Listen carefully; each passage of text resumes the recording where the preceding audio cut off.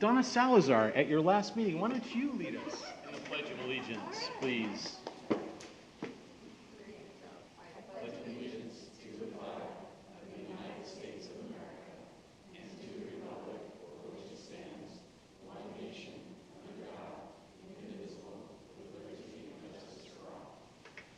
Kelly, may you lead us in the national anthem? No? All right. That would be my own. Okay, let the record reflect that all board members and all cabinet members are present either in person or by electronic means. Is there a motion to approve the minutes of the May 18th, 2021 meeting? So moved. Linda Porras. By Linda Porras. Is there a second? Second, Wendy Jonathan. Seconded by Wendy Jonathan. Is there any discussion? Hearing none, call for the question. All those in favor say aye. Aye. Aye. Aye. All those opposed? Okay, that carries 5-0. Mr. Bailey, is there any board meeting addenda? Yes, I actually have one correction this evening as pertains to agenda item 29.1, certificated personnel. Item 29, there's a misprint. It currently reads La Quinta High School, but it should read Lincoln Elementary School. Again, that's item 29.1, sub-item 29. With that modification, is there a motion to approve the agenda of the regular board meeting of June 8, 2021? By Linda Porras. So moved, Tricia Pierce. Second, Tricia Pierce. Okay, seconded by Tricia Pierce. All those in favor say aye. Aye. Aye. All those, Aye. all those opposed? Okay, that carries 5-0. Community staff student recognition. Mr. Bailey. Thank you, Mr. Griffith. I'd like to invite up to the podium Ms. Mary Perry, and while she's on her way up, I just wanted to recognize our communications team who received the CalSPRA Award, which is California School Public Relations Association Award of Merit for communications efforts, largely due to the innovations that were required of communications during the pandemic. So congratulations on this. Thank you very much. Jan couldn't stay, but she thanks you as well. So from both Jan and I, the team, the duo, we really appreciate that. So I have a few announcements this evening, and I'm going to begin a little backwards this time and start with the Recognize It winners. I usually do that at the end. So congratulations to Chris Keener. He's a teacher at Ronald Reagan. He was nominated by a coworker who noted that brand new teacher Chris came into the school year after it had begun and quickly became part of the second grade team. And he hoped that guest teacher Chris would find a permanent home, and he has at Reagan. So Chris is actually someone I've known for many years. He was my contact for the first tee when I worked at Sunnylands, and he would bring the kids over to play golf at Sunnylands. And so I know firsthand his commitment to education and working with students. And he decided he wanted to be a teacher. So he went back to school, and you may not know his wife, Katie, but she works here at the district, and she was so supportive of his decision and was the one who kept the family going as Chris went back to school. So proud of him and so happy that he's being recognized for his work. The other winner this month was Mayra Magana, and she's a school site monitor at Gerald Ford Elementary, and she received 3 nominations. And the nominations came from both parents and students, and she is being recognized for every single DSUSD value. So that was pretty amazing. You know, there's a word that kept popping up in all 3 of her recognitions was the word kind. And in my opinion, that's the biggest word of all. So congratulations to both of them. I would next like to call up representatives from the India Water Authority who are here to present the district with a ceremonial check, it's very big, that represents the rebates that our team has just done some amazing efforts to actually generate this kind of money. So Trish Ray right here is the general manager of the India Water Authority, and Michelle C. bringing up the check is the administrative services manager. And I'd like to ask ground supervisor Enrique Leon to come up, and the mic is yours, Trish. Trish Ray, General Manager for Indio Water Authority. I'm excited to be here tonight. I feel like Enrique and all of the school district is my soulmate, and Indio Water Authority soulmate when it comes to conservation through turf removal and irrigation improvements. They accomplished over a few projects 46,000 square feet of turf removal. That equates to about 2.5 million gallons of water a year saved. And we all know we draw our water from one location, and I am so thrilled to work with them, continuing in the future to do more. Thank you.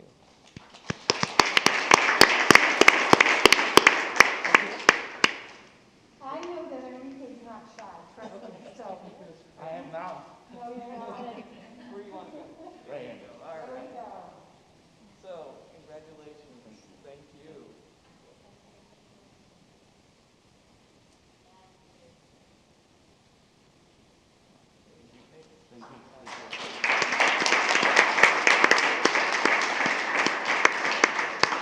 And this is actually the third check, right, Enrique, that you've received? Both water districts in the area have worked with Enrique, and we've received some really amazing rebates. So thank you to Enrique and his team. And I think pretty much every time I've been up here lately, I've been telling you about teachers who've become Google certificated. So I'm going to quickly read some other names. So Cara Bonafide of Ronald Reagan, Catherine Zapkart, also Ronald Reagan, Mary Booth, Lyndon Johnson, Diane Burke, Linda Johnson, Mary Josie McManus from Korea Ranch, and Lisa Nava of Amistad High School received their level 1 certification. And then we have the level 2 ones who actually include some of the level 1 ones. So that's Martha LaBerge of La Quinta Middle, Kristen Eccles of La Quinta Middle, Julie G.M. Matthews of DRA, Amelia Hadley of James Monroe, Catherine Zapkart of Ronald Reagan, Christina Andres of La Quinta High, and Lisa Nava of Amistad High. So congratulations to all of them.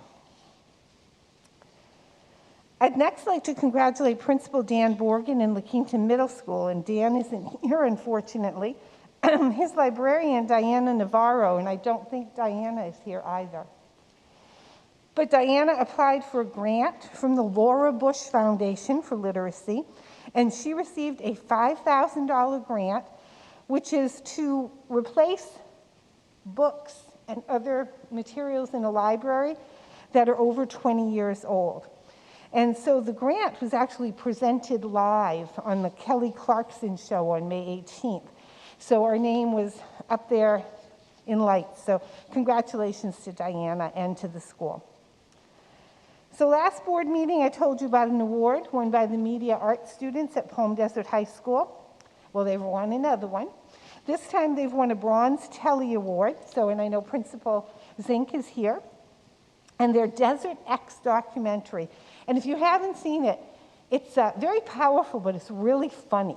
So they have like fish heads on, and it really is moving as it tells a powerful message.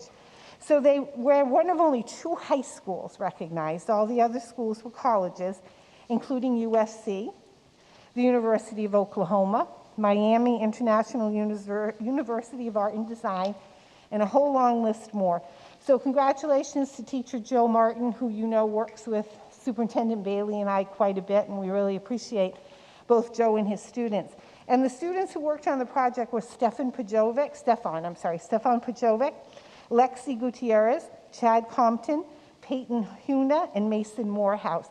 And you might recognize several of the names because 2 of them have been interns in the communications department. So the last recognition will be presented by Mike Barney of Riverside County Office of Education. Mike. And just so you know ahead of time, it's one of our schools, one of our teams, is being recognized for academic excellence. And accepting the award is Assistant Principal from La Quinta High School, Mike Magnera. Thank you very much, Blanca. Thank you. Thank you, Superintendent Bailey and the board. Appreciate you having me here today. Just excited. I think I've come here. I think the last time I came here, I gave your football team the same award. So it's always great that your athletic teams keep on just raising the bar. So it's fantastic. A few words for you. I'm Mike Barney, Executive Director at Riverside County Office of Education. And also my kids did go to this district. So I do have a little kind of love for Desert Sands. I'm here to thank Mike Magnera for having me here to recognize this achievement. I'd also like to congratulate the athletic director, Juan Ramon Riaz, and also cheer director, Jessica Rock, for running a program that values scholar athletes. And I think, you ultimately have to put on top your athletics and also your academics, and it's nice when they can marry each other. And clearly, Juan and Jessica have done that. Riverside County Office of Education initiated this academic team award 21 years ago to recognize the many successes of our schools and to demonstrate that positive connection between athletics and also academics. Key, I think it's keeping kids engaged, but also moving them forward in their academics. And we wanted to recognize the top academic athlete teams in all of our Riverside County, which represents about 430,000 kids. So a lot of kids out there. This year, the varsity cheer team from La Quinta High School has the highest GPA reported for this sport, a GPA of 4.06. So congratulations, Mike, to you and your girls. That is fantastic. So, Mike, I just would like to give you some Letterman patches for your girls and then also a plaque to put in your sports. Thank you. Oh, is she? Yeah, you got it. Oh.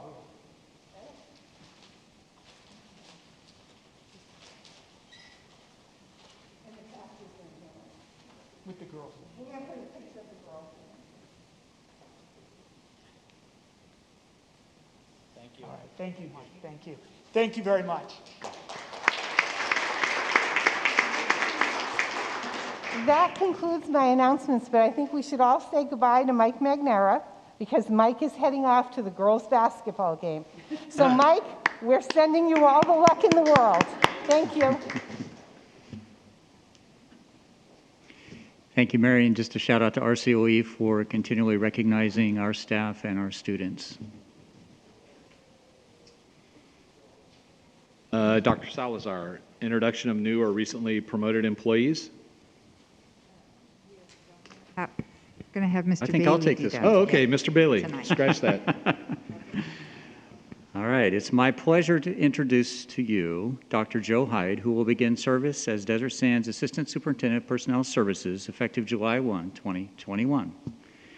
A little bit about Dr. Hyde. Dr. Hyde received his Bachelor of Arts degree from California State University, San Bernardino, where he studied English literature. He went on to earn his Master of Arts degree from the University of Redlands in Educational Leadership, and finally his doctorate in Educational Leadership from the University of Southern California, USC. His 25 years in education include experiences in several neighboring school districts. His experience includes roles as an elementary and secondary teacher, a varsity football and wrestling coach, a middle and high school assistant principal, an elementary school principal, director of student intervention, and most recently, director of human resources for both certificated and classified at Redlands Unified School District. Dr. Hyde is married to Stephanie, a teacher with Beaumont Unified. They have two sons, Alex and Nick, and an 18-month-old grandson, Mateo. He enjoys cooking, traveling, woodworking, hiking, reading, and spending time with family, as he is here this evening. When asked to share an interesting fact about himself, always a dangerous question, Dr. Hyde states that he once had dinner with Steven Spielberg at the Boy Scout National Jamboree in 1989. At the dinner table, Dr. Hyde and Mr. Spielberg immediately connected, as they both were Eagle Scouts. Mr. Spielberg shared with Dr. Hyde that earning the Photography Merit Badge directly led to his interest in film and ultimately drove him to become a director. Dr. Hyde, on behalf of the school board and myself, we'd like to wish you a warm welcome to the Desert Sands family. And I'd like to know if you'd like to make any comments at the podium this evening.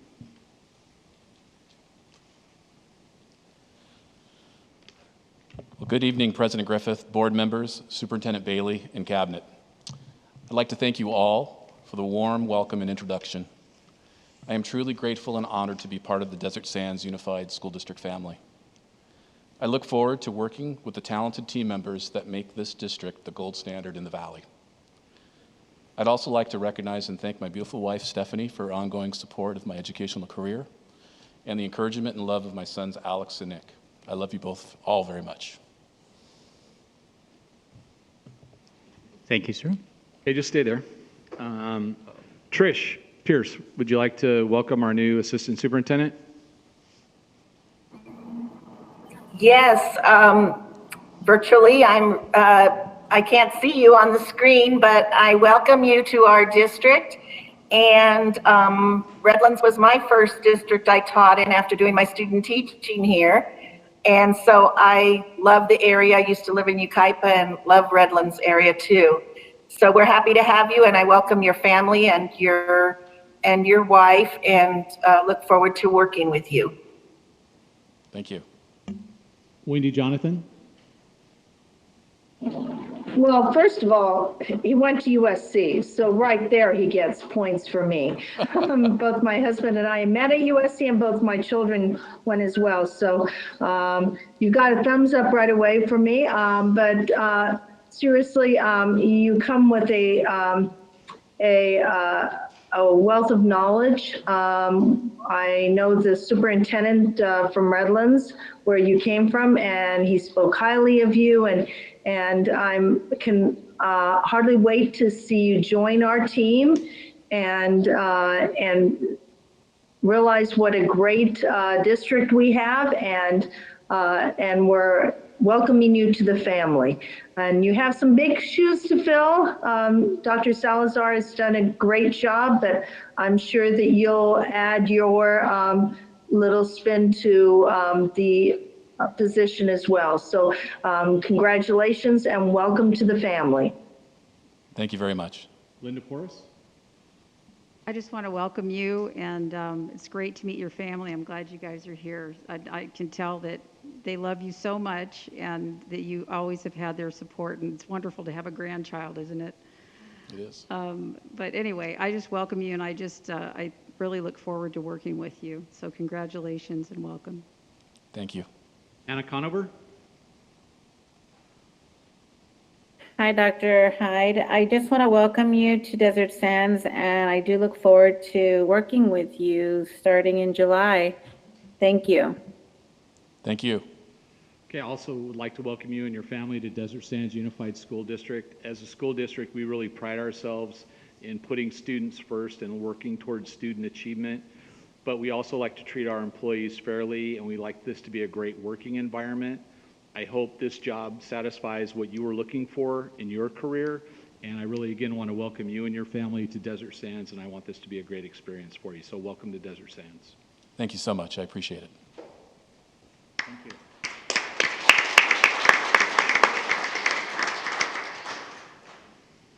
Okay, we have a couple of information items. We received Desert Sands Teachers Association initial proposal to negotiate, and we also had the Head Start report for April 2021.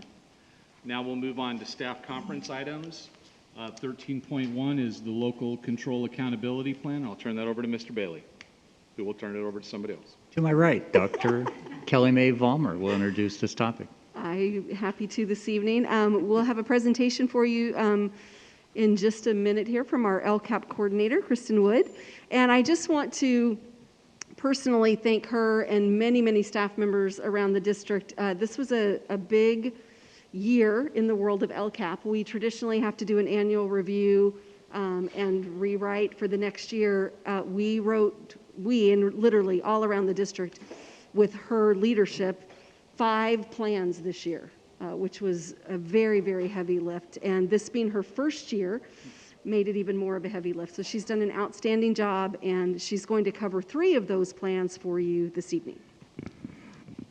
Well, good evening. It's been a couple of weeks, I think, since I've been up here and talked about the Expanded Learning Opportunities Grant. So tonight, as Dr. Vollmer said, we're going to present the annual review of the 2019-20 Local Control and Accountability Plan, the annual review of the 2021 Learning Continuity and Attendance Plan, and the 2021-24 Local Accountability Plan. The state of California has identified 8 priorities for improving student outcomes that must be addressed by school districts in their local accountability plans. Let's move clockwise around the diagram, beginning with the 3 components found within the conditions of learning. The first one being basic services. Basic services is providing all students access to fully credentialed teachers, instructional materials that align with state standards, and facilities that are maintained and in good repair. Next is the implementation state standards. This relates to implementing California's academic standards, including Common Core standards in English, arts, and math, next generation science standards, English language development, social science, visual and performing arts, health development, and physical education. The next is course access, which refers to student enrollment in a broad course of study that includes all subject areas and courses required for graduation and college and career preparedness. The next section of the diagram is pupil outcomes, which incorporates pupil achievement and other pupil outcomes. Pupil achievement is improving student achievement and outcomes along multiple measures, including test scores, English proficiency, and graduation rate. Other pupil outcomes includes the measurement of other important student outcomes related to the required areas of study, including physical education and state seal biliteracy. The third section in the blue there is the diagram relates to the engagement, and it includes parent involvement, pupil engagement, and school climate. Parent involvement identified by districts seeking parent input in decision-making and promoting parent participation in educational programs of all students. Pupil engagement is measured by school attendance rates, chronic absenteeism rates, dropout rates, and high school graduation rates. And school climate is measured by student suspension, expulsion rates, and other locally identified means, such as surveys of pupils, parents, and teachers on the sense of school safety and connectedness that we find in our panorama surveys. To support our district's mission and vision statements to inspire and nurture every student, one opportunity at a time, and we will be the district of choice to successfully prepare every student for college, career, and life, we have established 3 LCAP goals listed here. Goal 1 addresses students demonstrating growth by federal, state, and district assessments. Goal 2 focuses on college and career opportunities. And Goal 3 identifies safe, secure, and positive learning environments. So let's look how the LCAP goals align with the 8 state priorities. The Goal 1 connections are basic services, implementation of state standards, pupil achievement, other pupil outcomes, and parent involvement. Each of the 3 LCAP goals have action areas that support the success of that goal. There are 9 action areas that support the success of Goal 1. And each area has several actions or services associated with it, so we'll highlight just a couple of them in this area. Number 1, highly qualified staff. Includes recruiting, selecting, and maintaining highly qualified teachers and supporting our DESLA Leadership Academy to increase the capacity for instructional leadership. Number 2, professional development. Professional development, such as providing instructional support in core content, including ELD, inclusion for our students in special education, universal design for learning strategies, and strategies that address the whole child. Number 3, instructional materials and assessment, such as supporting the cost of consumable student materials that support core standards, supports for next generation science standards, social studies science standards, and utilizing universal screening tools to monitor the mastery of state standards. Number 4, technology, such as providing students with Chromebooks and tablets, supporting instructional technology to enhance the curriculum and engage learning, and ensuring a safe and secure digital learning environment for our students. Bless you. Number 5, interventions such as academic intervention programs in alignment with MTSS, summer school programs, and supporting before and after school intervention programs, focusing on closing that achievement gap. Number 6, school site staffing, such as maintaining student-to-teacher ratios, reducing class sizes in special education, and supporting classified salaries to support student learning. Number 7, parent engagement. Parent engagement with supporting our joint parent committees that do include DAC and DLAC, providing PK, which is a parent academy for parents of English learners, and providing translation services for families to access school, district, and community resources. Number 8, site-based student achievement support. Our actions are there to support school sites with their plans to ensure student success. And number 9, early childhood education programs to maintain opportunities for low-income families and English learners to attend high-quality preschool programs and provide supports to enhance readiness for and transitions into kindergarten. Goal number 2 addresses 4 priorities of course access, pupil achievement, other pupil outcomes, and pupil engagement. There are only 4 areas associated with Goal 2, but as we did with Goal 1, we will highlight a couple of them from each area. Number 1, course access and advanced programs include programs such as AP, IB, and GATE.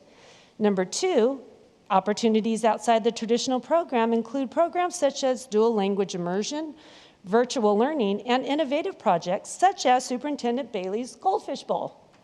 Number 3, career technical education includes not only supporting CTE programs at each high school, but also includes implementing and support career-based learning activities for each grade span. And of course, supporting Project Lead the Way.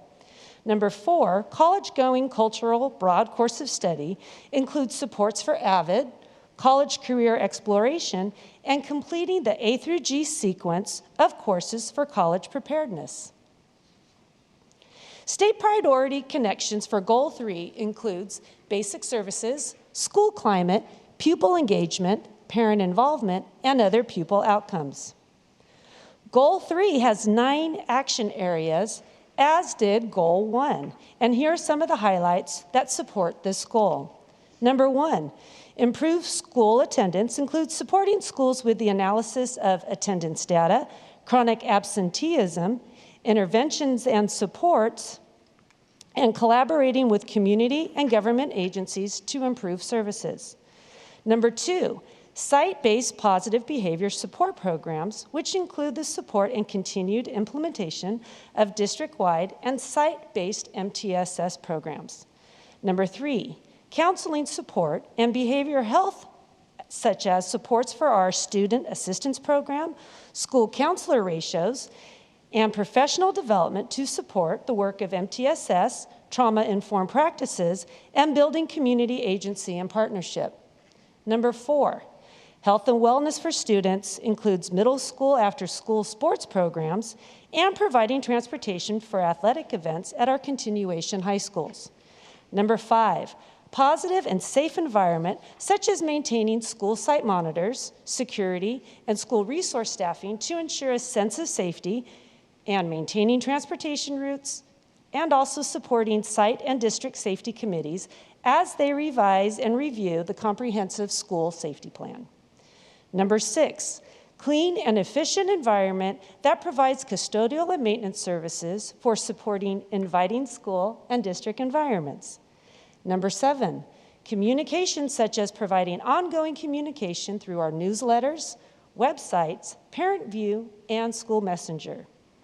Number 8, parent engagement to support families with a variety of attendance information and supports through the joint parent committees, providing parenting classes, and supporting families with mental health resources, basic needs, and community liaison assistance. And number 9, supporting the needs of foster youth and homeless students with a professional development for staff, providing direct supports for students and families to ensure a full and equal opportunity to succeed in school and collaborate with community partners that provide support and resources such as legal rights, educational opportunities for the foster students and families experiencing homelessness. Now that we have covered a general overview of our vision, mission, state priorities, goals, and actions, let's look at how all of this information is reflected in the sections of the local control and accountability plans, plus the learning continuity and attendance plan.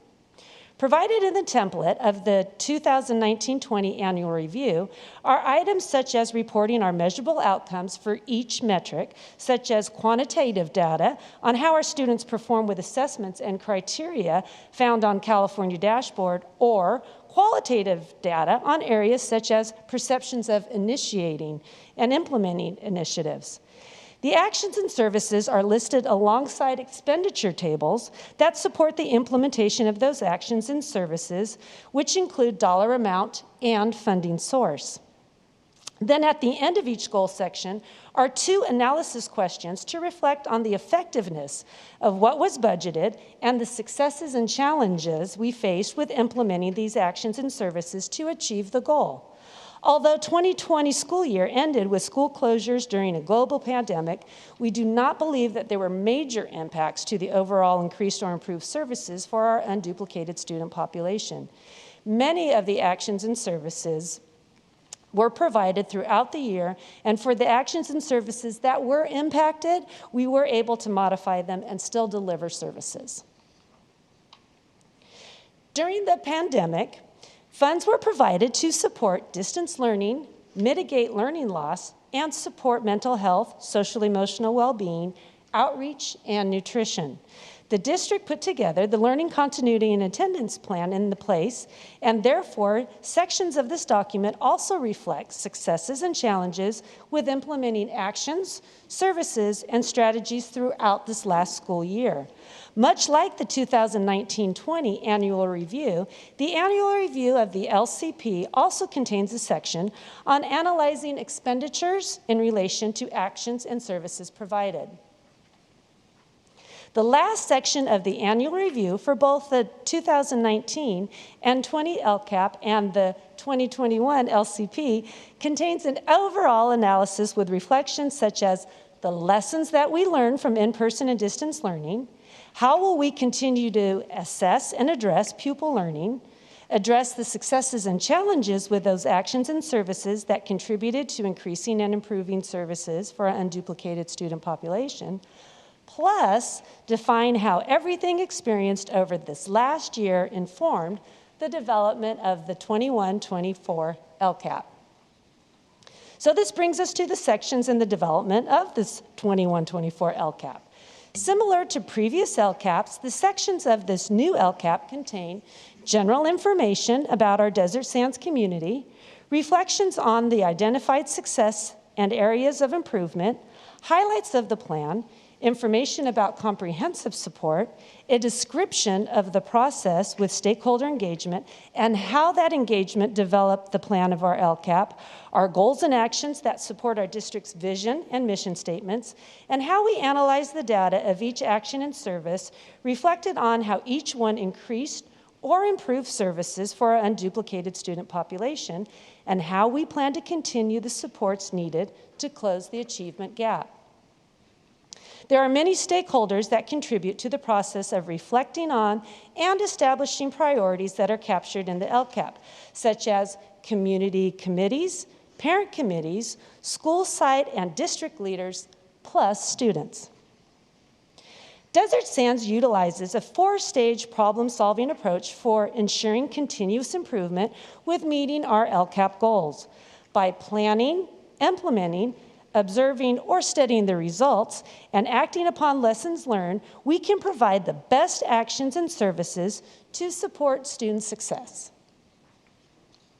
The study portion of the Plan, Do, Study, and Act of the cycle of continuous improvement allows us to determine if we should formally adopt an initiative, adapt it, or abandon it when it's proving not to be successful. Stakeholder groups participated in an analysis activity. Working with an expert facilitator, they analyzed and discussed each action with a goal. We used a variety of platforms to capture all stakeholder feedback, such as Google Forms, panorama surveys, and thought exchange. The feedback from each platform was then analyzed for key ideas, key themes, and concerns. In an effort to provide clarity to stakeholders, a Cliff Note version of the Lcap was created.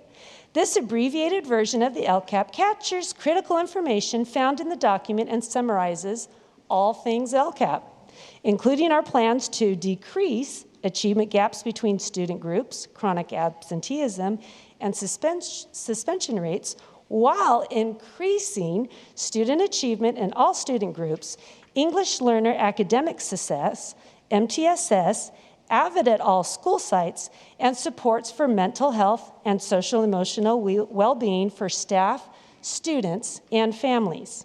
This overview also provides a summary on Lcap funding, in which I will now introduce Mr. Jordan Aquino, our Assistant Superintendent of Business Services, to address the funding overview, project revenue, and budgeted expenditures.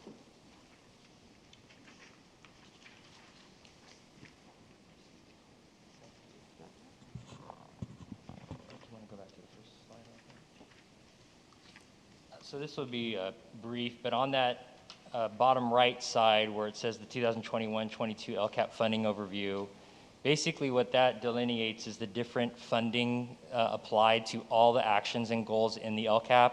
And so it summarizes basically all the funding sources of the different things that are applied in the plan.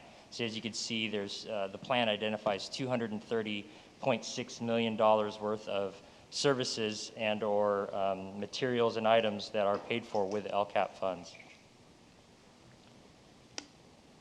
So this, the budget overview for parents is meant to be an attachment as a cover to the Lcap.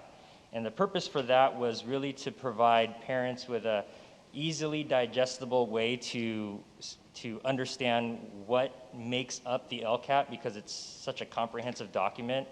And you can see here on this chart that 66% of the district's general fund revenues is made up of the local control funding formula, which ultimately drives a lot of the components that's in the Lcap. Now, the LCFF formula represents approximately 65% of or 66% of the district budget. Now, typically what happens, and we'll get into this in our budget presentation, is normally the local control funding formula makes up around 73% of the general fund, but because of all this, the influx of funding that we've received due to ESSER, the CARES Act, those kinds of things, it's a little bit lower than typical. So that's just a quick overview of the funding. And then the budgeted expenditures in the Lcap. So again, a nice way to just, without having to grasp all the numbers in the budget, our total general fund budget is close to $400 million. And the actual items that's addressed in the Lcap is $286 million. So without having to put every single thing in the Lcap, what this is just showing you is that there is a difference in some of the things that aren't addressed specifically in the Lcap, and that could be centralized services, it could be pretty much anything and everything. And that's utility expenses, those kinds of stuff. That's it.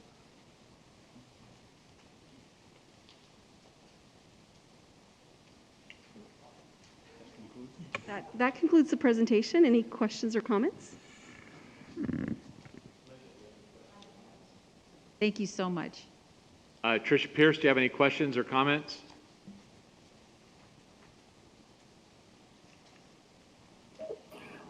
No, I'm trying to digest all the information. It was a very comprehensive report, and I think it's a good report for us to look over, and I need a lot more work on it to, really understand it more. Wendy Jonathan? Yeah, first of all, a wonderful presentation.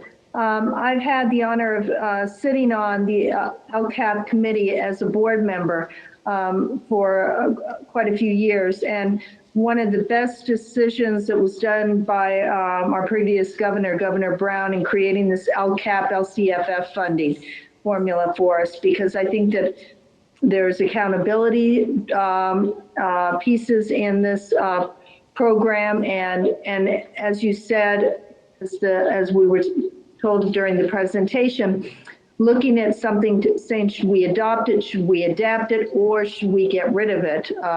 And I think that that's really important, is being able to look over and see what programs are working and what are not. And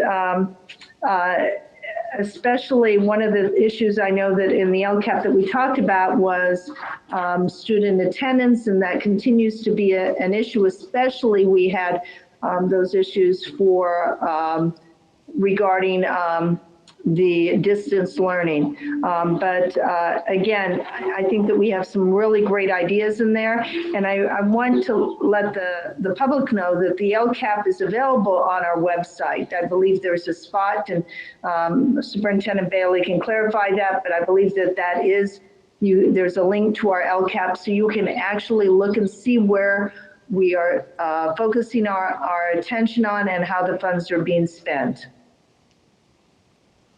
Anna Conover? Thank you for the presentation. I would be interested in knowing what programs we decide to abandon.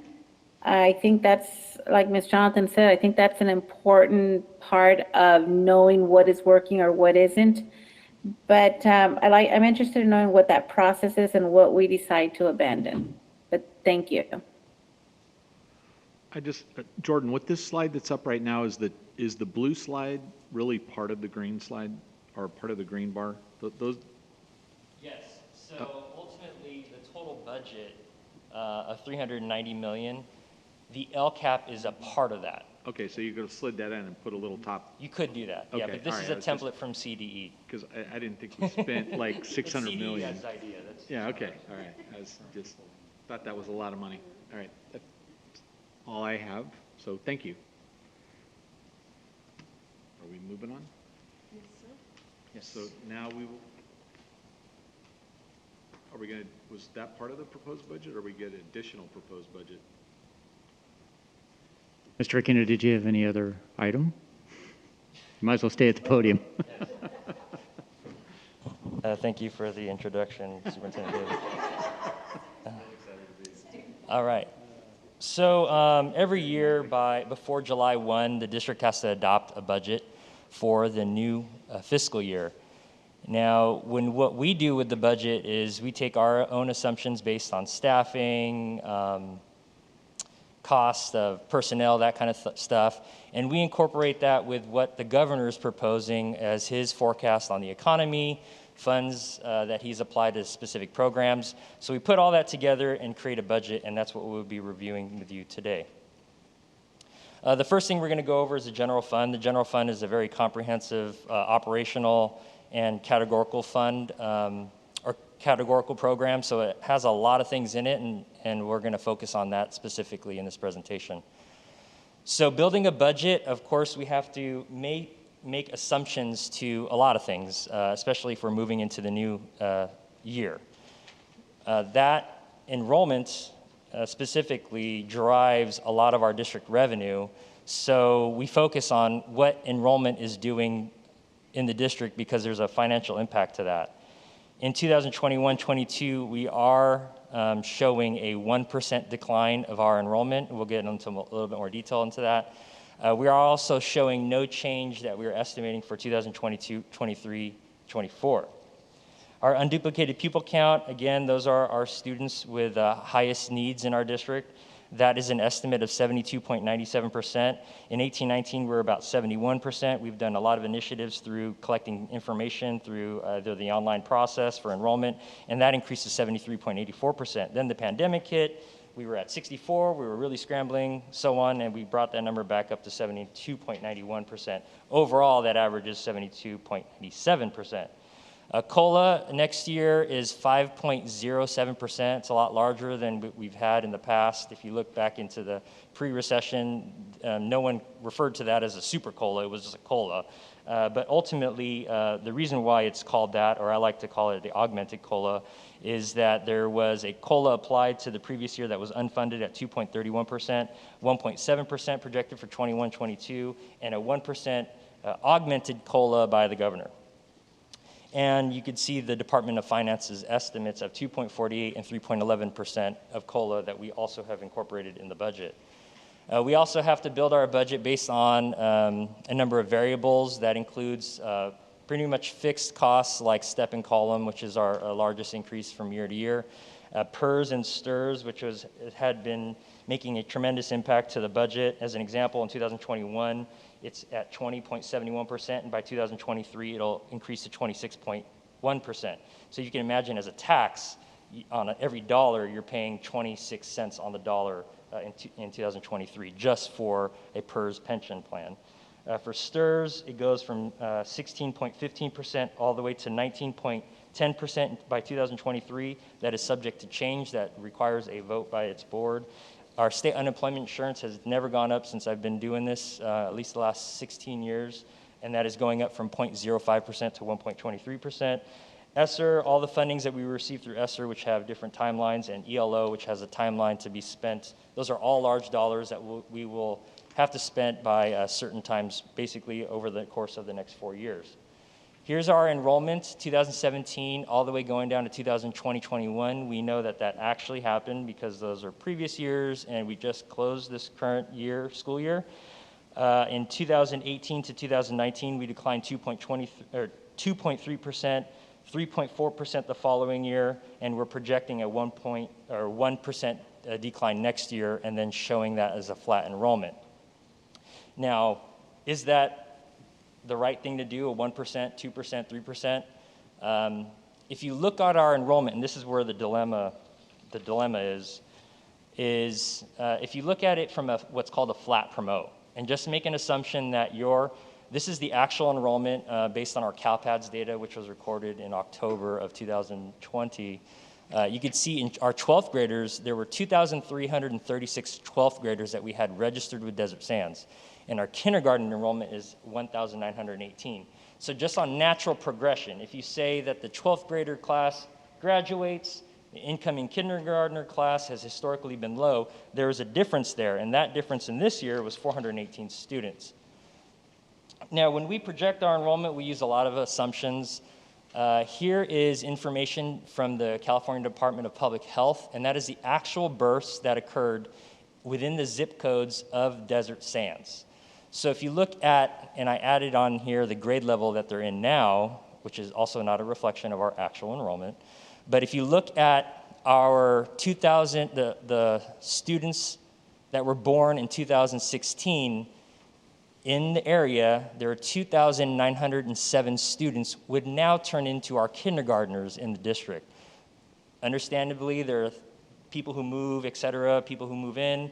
But if you just look at the actual births, you could see that in 2005, who are now going to be our seniors next year, there were 3,432 births. And then the incoming kindergartners are at 2,717, and you could see that decline. Now, this is actual recorded data from CDPH. Here's a look at our estimated actuals. I try to put this in the most easily digestible format. That document is literally about this thick, almost the size of my hand. And you could see here what our beginning balance and ending balance is. Now, if you're looking at that as a layperson, a bunch of numbers doesn't necessarily mean anything to you. But if you were to try to figure out, well, what is that ending balance as a percentage of the total expenditure budget, I would tell you that the ending balance on our unrestricted side, which is our operational fund, which could be used for anything, is at 16.8%. And on the restricted side, our categorical fund, which is meant for targeted instructional purposes in the district and some other things, but targeted purposes, is at 15%. So overall, a 32% fund balance. Now, that comes with a caveat because we are required to reserve 3% of that in the general fund, in addition to the board designating things as a committed balance, which in total comes out to 6%, or that 22 million that you see, 22.8 million that you see on the bottom left. You know, when that document is so big, and I know people come through it, and there was a question that was asked of me as to what does one of the pages mean as far as regard to mental health. Now, that mental health is not a reflection of how much we spend on mental health. It's a reflection of what our ending balance is after we spend all the money. So we have about $1.7 million for mental health. There's a document on there. If you have any questions, please ask. Also, again, for our budget year, so we have the previous year, which we just ended, or is ending. We have the budget year, which is next year, and this is the 5% COLA year. We are projecting all the numbers you see there. What does that mean? That means an 18.6 ending balance after all expenditures and revenues are considered, and a 36.7% total general fund balance. There's a lot of things going on in here, and the last thing you want me to do is talk about the ESSER funds, the CARES funds, the ELO funding, and all that stuff that makes up these dollar amounts. But I've been doing this long enough that the only people who think care about it is the ending balance. But what I'm trying to say here is that there's a lot of moving pieces, a lot of things that go into the budget. So, excuse me, looking at just the ending balance as a percentage of expenditures, there's a lot of questions that you should be asking rather than just looking at the total dollars at the end. Budget year 2. Now, you see the net change here, and this is an important thing. $6.7 million that we are going to be spending more than what we're receiving. Is that a bad thing? No. Is that a good thing? No. There's a lot of things that go behind it, again, and that's what our department is responsible for, is managing that. On the restricted side, you see that $21.498 million deficit, but again, those are for targeted purposes. Some of those funds are one-time. It's all the stimulus monies that we've been getting, so we're showing that we are spending those down because we have a 1, 2, and a 3, and a 4-year window to spend that. Oh, geez, okay.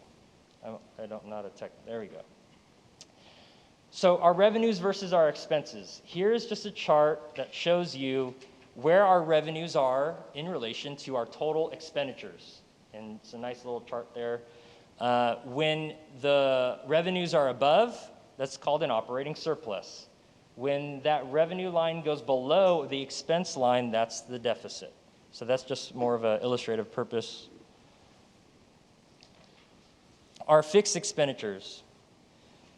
So next year, we have an increase. We know step and column is going to cost us $3.3 million.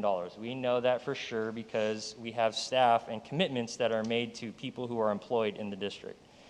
We have a PERS pension increase that's happening next year also at $1.2 million. A STIRS increase that's at $1.4 million. These are increases that aren't typical, or they've now been more typical, but they weren't, 10 years ago. And then the following year, compounding, because those percentages keep going up, it's a $1.7 million increase for PERS and then a $3.1 million increase for STIRS. Just like I said, state unemployment will cost us more next year, which is kind of a funny situation if you ask me, because one, we weren't allowed, not like we were planning on laying anyone off, but we were absolutely forbidden on doing it through law, and now we still have to pick up the tab on all the unemployment in the state. Revenues one time versus our ongoing. So the one-time funding, we had expanded learning opportunities, which was presented by Kristen Wood at a previous meeting at $18.6 million. We have ESSER, ESSER 2, ESSER 3. You can see all the dollars on there. We've had a lot of planning meetings on that because we have to be very purposeful, very diligent on how those funds get spent for very specific reasons to mitigate learning loss, impact of COVID. And then we have the ongoing funding. Our local control funding formula in this past year Even though the state allowed this 1-year reprieve, we still declined 4.9 million because of declining enrollment that occurred in the previous year. So this current year, under the LCFF formula, we lost 4.9 million. Next year, with the 5% COLA, we're getting 14.3 million. And then the year after that, we're getting a $6.9 million cut. And that is also because the state said, hey, we recognized you've lost a lot of enrollment. You need to address things with COVID. We're not going to penalize you for now, but we will penalize you when the time comes in 2022, 2023. So we will lose 6.9 million.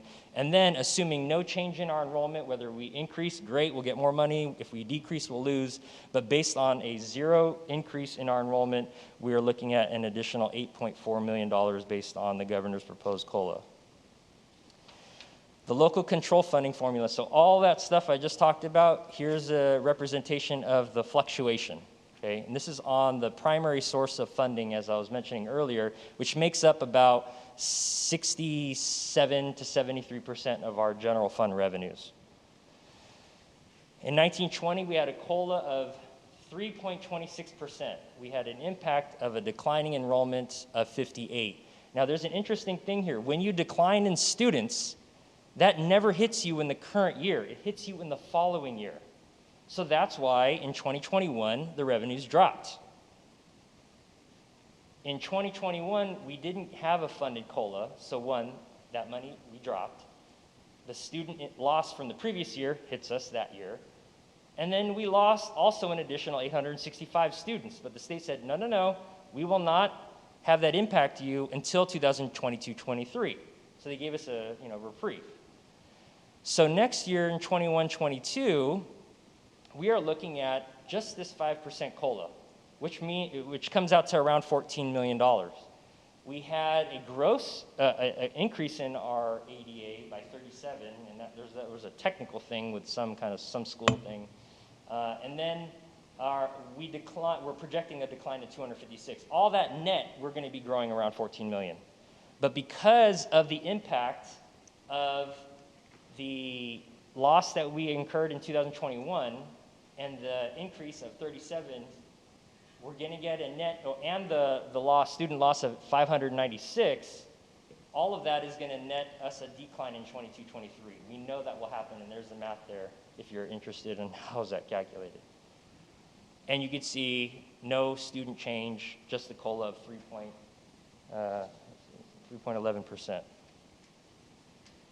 Supplemental and concentration. So everything we just talked about in the LCAP, the funding for our students who are a high-need student who generate the portion of the LCFF funding, you can see here. Now, the reason why I'm showing this is because when we go from 2021 to 2021-22, we have to apply, so of that 14 million I just talked about, 3.55 million has to go to improved services for students. That can't be just for anything. So we look at the 14 million, we clamor, but again, 3.55, I don't have my glasses on, is meant for supplemental concentration. And here I summarize it for you. We had the 14.3 million, step and column is an increase, PERS, STIRS, state unemployment. These are things we know are going to impact the budget. And at the end of the day, it's a net difference of $2.4 million. Now that doesn't sound like a lot, and I'm not trying to make it so dreary or anything like that, because our goal is to manage the budget on a multi-year basis. But I just wanted to state the fact that the major revenues that we receive and the major expenses that we incur on a yearly basis, when you just look at those components, that's the net difference. So that's, in a nutshell, the general fund. I'm going to go really quickly on all the other funds that we have in the district for the purposes of completing the whole district budget. This is just a projection of how we are going to end the 2021-2022 school year, because no one wants me to go through all the different funding components and go through what I did with the general fund for every other fund. So our charter schools have an ending fund balance of $15.3 million after all is said and done. Our child development fund ends with zero. There's a contribution that we make to help support the program of $165,000. The same thing with our food services program next year. We're looking at a $2.3 million contribution. Fund 17, which is a post-employment benefits to help with retirements. We have a $1.6 million reserve for that. Our self-insurance fund, which is pretty much a non-revocable, it's meant for our property and liability, workers' compensation. There's a lot of things that go on with regard to claims and our retiree health benefits. So if you see on your paycheck, there's a portion that says district contribution to post-employment benefits. That's where all that stuff goes. Fund 21, our bond program. You guys all know we passed, this last one was a $50 million we sold issue on the Measure KK. We are going through a lot of our projects right now. We had a facilities needs study session with the board. That's just showing you the balance there. Our developer fees of 8.9, we have a strategic plan that we are going to use to spend down that balance, which we'll be sharing with the board maybe in the next 2 or 3 months. Our capital outlay, this is also for facilities, state matching funds that we receive from for purposes of matching our bond-related projects and redevelopment monies of $36 million. Those are going to help with the Truman modernization, Carter, those kinds of things, and our CFD's balance of 382. So that is everything. If you have any questions, please let me know. Linda Porras, do you have any questions? I have no questions, but thank you, Jordan. That was so exciting to hear all of those numbers. Tricia Pierce? I was taking notes and trying to follow along. He did a very presentation. It tries to make it easier to understand. And I don't have any questions, so thank you, Jordan. Wendy Jonathan? Yeah, great job, Jordan. You did a terrific job as always. I was talking on, I was muted. Okay. I'll start again. Thank you, Jordan. Great job, as always.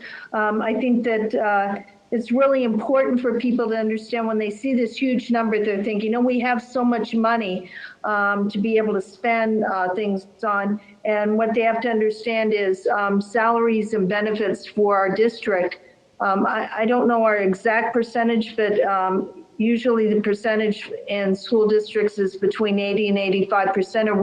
Are we right in there as well for our budget? That's how much money is spent on salaries and benefits? Sure. I didn't pull that number last, but yes, I believe we're at between 80 and 85, and only because of the additional one-time funding that we're receiving. But I believe if I looked, I can't remember, it was maybe about a year or two ago, it's like between 83 and 85%. Yeah, so we're not at the high end at 85, but we are between that span. So people that are looking at this, they have to understand that, it seems like a lot of money, but only 15 to 20% of our budget is spent on, budget priorities and needs, because the rest is on salaries and benefits. And also, I wanted to explain also to the public, they saw supplemental and concentration funds. Not all school districts get that. Not all school districts get the same amount. It's based on what they call unduplicated. You can't count somebody more than once. But we get money for our students that are English language learners, foster youth, and homeless. Those funds we get based on a certain percentage. We have to have a certain percentage in order to qualify for supplemental and concentration funds. And the larger percentage you get at a certain point, you qualify for that funding. And then if you have more than that, then you get more money. So our district to the east, Coachella Valley Unified, and the district to the west, Palm Springs Unified, receive more funding because they have a larger unduplicated account than we do. But I see our unduplicated count went up this year, which means we'll maybe get a little more funding, but we have to struggle with that declining enrollment. But great job. Thank you so much, as always, and it was fascinating. Clearly. Anna Conover. Thank you, Mr. Aquino, for the presentation. I know you've kept us abreast of the monies that have come in and gone out. I know a lot of times during the meetings we heard that, we were just looking at the monies that we were receiving, and fiscal responsibility and keeping our district solvent is a big part of the board duty. So I want to thank you for making that happen and help guiding us along the way. Thank you. I don't have any questions. Thank you. Thank you. All right, now we'll move on to the public hearings. So we have 4. So the first public hearing is public hearing number 07, 2020, 2021 Local Control Accountability Plan. So we'll open that hearing at 8:04. Anybody wishing to speak on that matter, approach the podium.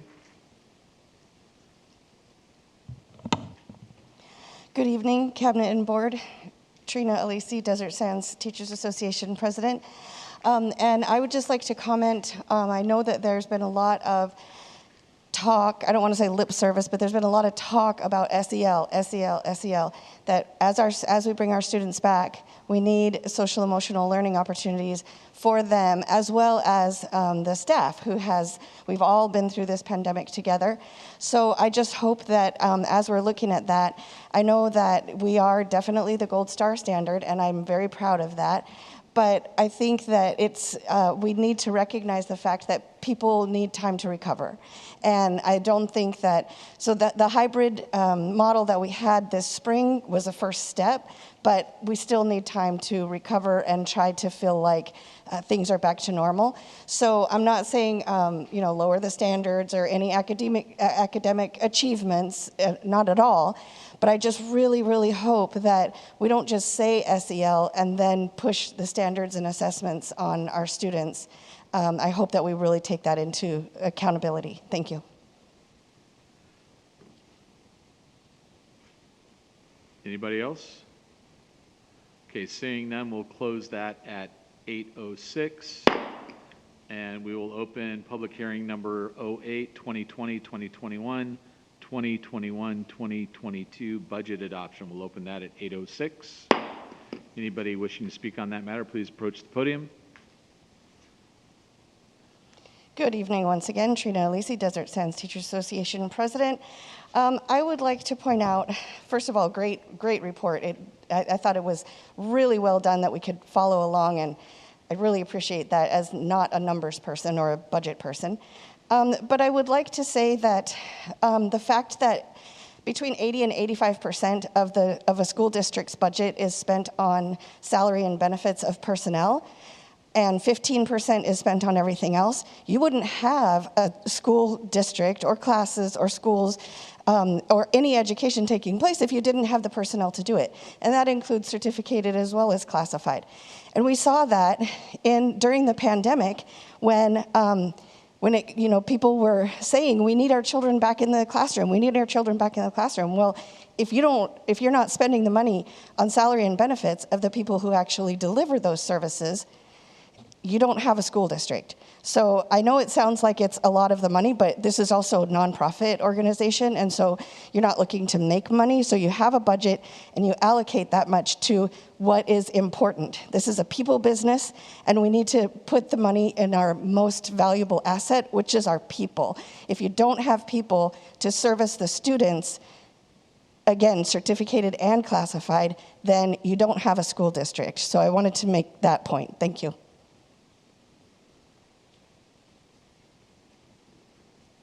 Anyone else? Okay, we'll close that hearing at 8:08.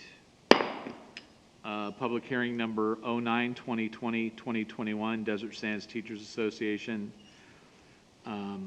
Initial proposal to negotiate with Desert Sands Unified School District for the 2021-2022 school year. We'll open that at 8:08. Anybody wishing to speak and be heard on this topic can approach the podium. Hey, at least we don't have to sit here in awkward silence for a minute until you can close the public hearing, right? Good evening once again. I would like to introduce, this is half of our bargaining team because, as you know, vacation and people schedule things, but this is half of our bargaining team. Those of you who have been on the bargaining team in the past will recognize Kim Jenkins. She's at Earhart, Dana Bonelli, she's a speech-language pathologist at Palm Desert Charter Middle. And joining us new this year is Mr. Dave Sexton. He is at Indio Middle. Dave Parsons, who has also been a returning cast member. he's part of our bargaining unit. And our bargaining chair is Mr. Gabriel Gutierrez, who teaches at Indio High. So we have presented you with a sunshine proposal, and we are looking forward to hopefully a more expedited process than the last one. I hope we don't get interrupted by, I don't know, a school closure, a pandemic, you name it. At least we don't have tornadoes here, right? So we have put together that proposal, and we're looking forward to setting some dates, possibly as soon as early August. Thank you.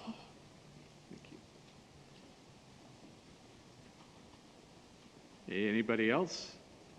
Okay, we'll close that at 8:10.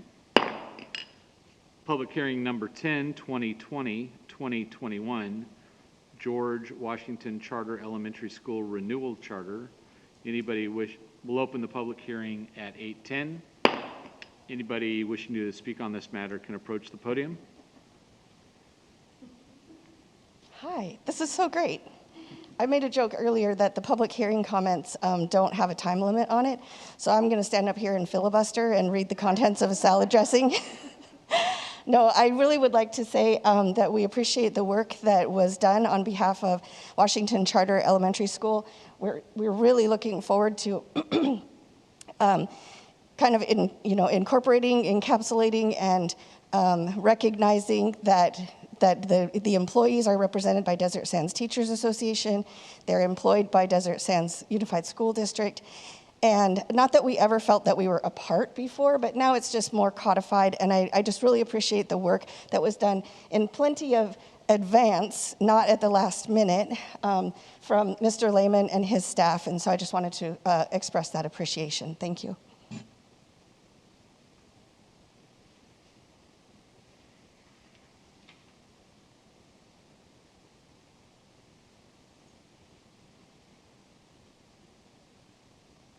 Anyone else?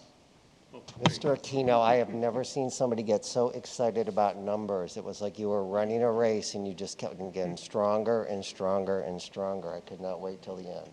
So thank you for the opportunity to address the board this evening. I'd like to take a moment to publicly thank many individuals who were in the room with us this evening who went on the charter renewal journey with us. It begins with Superintendent Bailey, the entire cabinet, Trina Alisi, Nick Rose, Washington Charter School Governance Council members, some who are in the audience with us right now, Andrew McCauley, Fran Espinosa, Kathy Emery.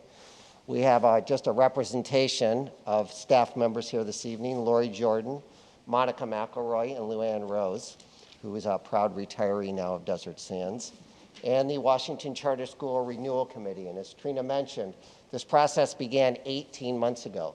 You're seeing the culminating product of a lot of hard work by some very, very dedicated members. A couple who are at home right now, hopefully watching on TV, Angela Cooperstein and Sharon Rush, and 3 members who are with us this evening, Kathy Emery, Fran Espinosa, and she did the lion's share of the writing and the revising of this, Miss Katie Santos. So Washington Charter School, just briefly, is charter school number 52, one of the first charter schools in Riverside County. Our initial petition was approved in the spring of 1994. Subsequent renewals occurred in 1999, 2004, 2006, because that's when we went into or back to our school as it was rebuilt, 2011 and 2016, and now we're before you in 2021. Much has changed on the charter school landscape in the last 27 years. What has remained constant is that charter schools are schools of choice. As a conversion charter school, and just for board's knowledge, about 20% of the charter schools in California are conversion schools. They were brick and mortar schools converted to charter schools. 80% are startup schools.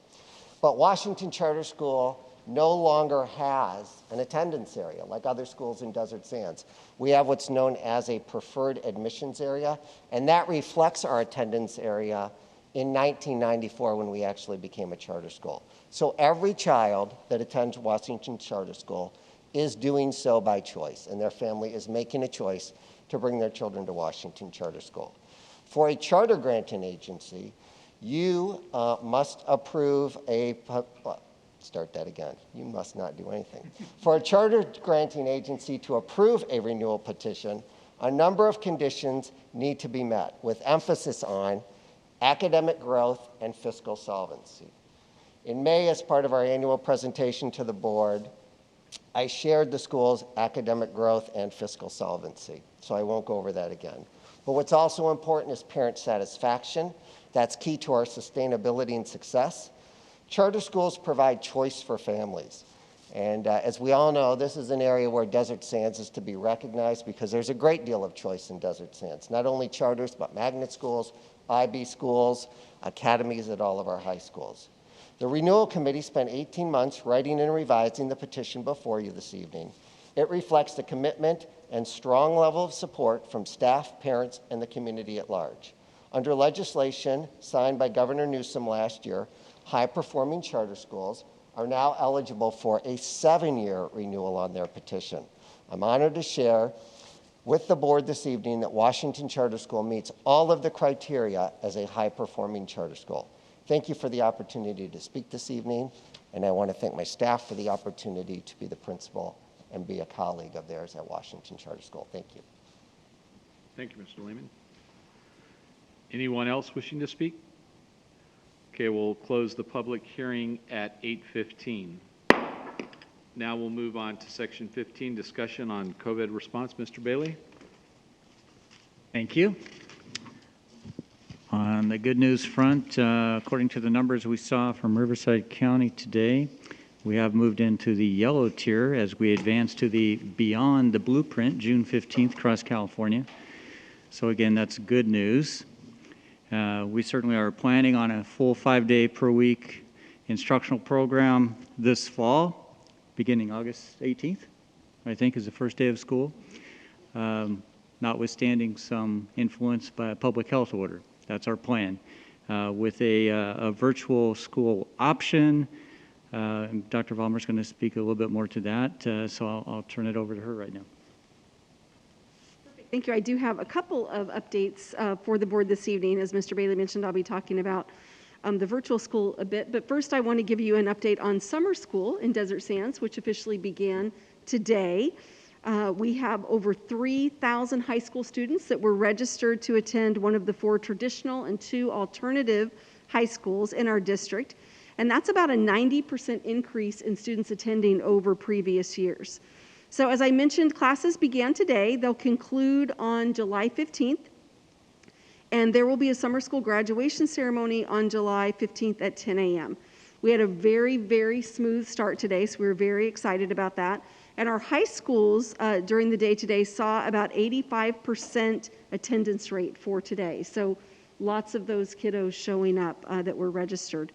Some of our middle schools started today as well. We saw programs running at Desert Ridge and La Quinta Middle School. And the other schools will also be having their summer school programs, but they're scheduled for later in the summer.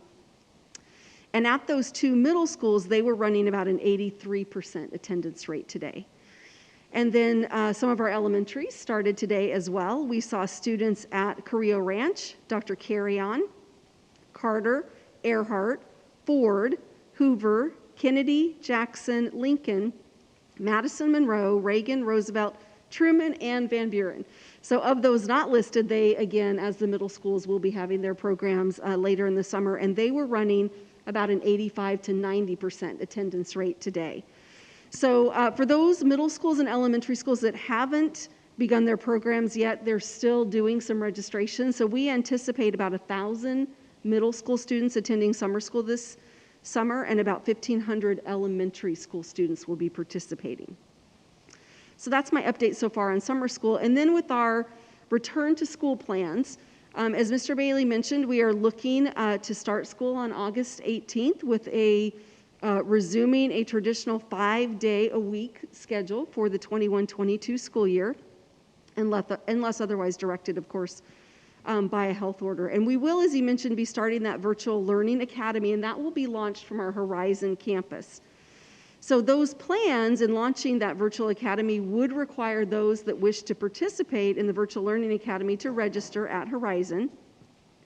However, there are some things that we're still unsure of, as part of the plans are contingent upon the governor's contribution in the May revise and whether or not those are approved. So Governor Newsom doesn't plan to extend SB 98, and that's where the language for distance learning currently resides. So that means that our previously used distance learning model will be discontinued. And it also means that any virtual academies that we open, we have to open under independent study law. So the reason that that's important, the reason I'm sharing that with you this evening, is the May revise has quite a few proposed revisions to independent study programs by the governor. And many of the suggested changes are highly restrictive and would limit what we're able to offer students in this program. So at this point, before we can give full details, we're waiting to see what happens with those May revisions, and we'll definitely be providing more program information throughout the summer and definitely before online registration opens on August 1st. Additionally, I just want to let the public know that individual school start times and bell schedules and bus pickups and all that information will be made and sent out to families prior to the start of the school year. There are some changes because, as you might remember, legislation SB 328 required that our middle schools start at 8 o'clock or later and our high schools at 8:30 or later. So that's, of course, altering some of our start times, and we'll make sure that that all gets communicated out. And then additional information in regards to what the virtual school and any information regarding next school year will be updated throughout the summer on Super Seconds. We've also currently posted a flyer onto social media to let families know, and we'll be sending flyers out to families in the next few days via Peach Jar just to give them information on what the school year will look like next year. And that concludes my report. Thank you, Dr. Vollmer. Mr. Aquino, Business Services, any updates? None at this time. Okay. Dr. Salazar, Personnel Services? No, nothing from personnel tonight. And go to Mrs. Fisher, Student Support Services. Okay, yes, I do. As Mr. Bailey shared, and we're all looking forward to, on June 15th, the state will move beyond the blueprint, as we've talked about, for a safer economy, therefore eliminating all our favorite colored tiers and numbers and moving to a more guidance format. All sectors listed in the current blueprint activities and business tier chart, which does not include schools at this time, may return to usual operations with some exceptions, particularly in the larger venues. Yesterday, we did receive updated CDPH testing guidance, which does include schools, regarding the types of testings, who should participate, and frequency. And we expect to continue to receive additional updates and guidance to ensure, as we've all stated, we are planning our 21-22 school year with the most recent information for a full in-person instruction to all students 5 days a week. Our next call, which we've had throughout the year on Wednesdays with Public Health, is on Wednesday, June 16th, after the magic June 15th day, and we'll continue those through the summer. We'll continue to also review all guidance from CDC, CDPH, and Cal OSHA, and update the board, district, and community. At this time, our COVID safety plan, including our COVID prevention plan that are on our website, are in effect, but will be revised as we receive updated information regarding things like masks, distancing, cleaning, disinfected, vaccinations, etc. We also continue to provide our vaccination opportunities throughout the district for our students and staff and families. We had a successful collaboration with Rite Aid and Desert Healthcare District at all our middle schools and high schools. And Albertsons will be at La Quinta High School tomorrow to provide the second dose of the Pfizer vaccination for students and families that received their first dose on May 19th.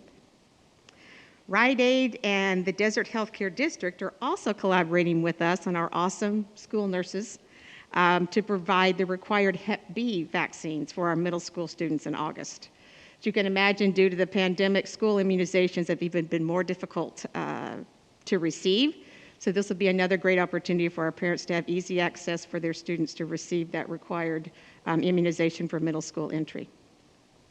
In regards to counseling and mental health, our summer school counseling and mental health opportunities, in addition to offering a variety of very robust summer school, summer programs, interventions, and extended school year, Our Students Assistance Program and our mental health team will continue to provide counseling services to our students and families throughout the summer months. Parent, guardian, students, or any caring adult can complete the request for assistance. It's in Spanish or English. That's on our Desert Sands website at the link located on the top banner of the webpage called We Hear You, that has our social emotional wellness resources, or, because I know sometimes that can be hard to find, or you can call directly to the CWA office. We are going to put that in the peach jar too and make sure that families see that information. Because as we know, and as Trina was talking about too, the counseling and mental health doesn't just stop when school ends. That needs to continue and be supported for our students and families through the summer. Our mental health therapists are also providing services to students attending extended school year and summer school, along with students that are currently receiving RAP services. And RAP services, RAP stands for Wellness Recovery Action Plans, and those are for students that are having serious mental health challenges and their family. It's truly a wraparound for the family. Also, through COVID relief funds and grants, we will be providing additional counselors and mental health therapists at all of our school sites, in addition to our current counseling and mental health staff, along with our continued partnership with Care Solace for additional referrals and services. We've also developed a program for our staff wellness and resiliency that will be starting in August before school starts, and of course continuing through the year. Also, through our classroom conversations with our Desert Sands Education Foundation, this past school year, our nurses, our mental health therapists, many people have been guests on the show, and they've been discussing, our mental health therapists, counselors, and psychologists have been discussing all the mental health services and supports available.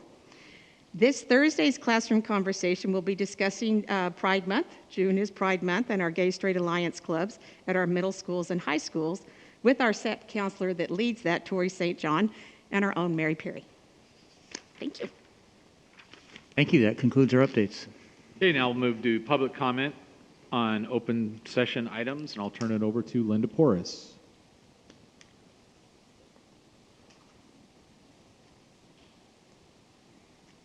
Communication from the floor in accordance with bylaws, the board number 9323 62519. Time is reserved for oral communications by members of the Board of Education or by citizens present. Citizens wishing to be heard on agenda items shall have a 3-minute limit and should indicate their intention at this time. In accordance with the law, decisions of the board cannot be made on any matter not previously published before the board meeting, as indicated by the bylaws of the board, number 93-23.2, 62519. First is Trina Gonzalez-Alisi.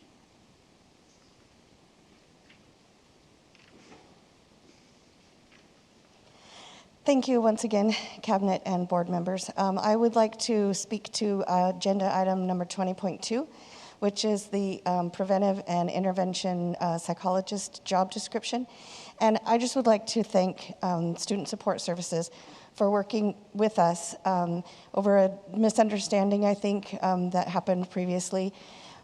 But it was really nice when we came together, we were able to have conversations, and I think that what ended up happening with the behavior specialists that came to speak at the last meeting, I think is very fair. And so I just really appreciate that collaboration and working through something that was difficult for certain staff members to understand at this late game in the school year, to be told that they'd be doing something else. So I think that DSTA and DSUSD has come a long way in our relationship over the past several years, and I'm looking forward to that continuing. There's nothing that's going to interrupt that, but I wanted to publicly acknowledge the fact that we worked together and we worked through that incident, and we think that it's very fair. So thank you. Thank you. Next is Kimberly Hetherington.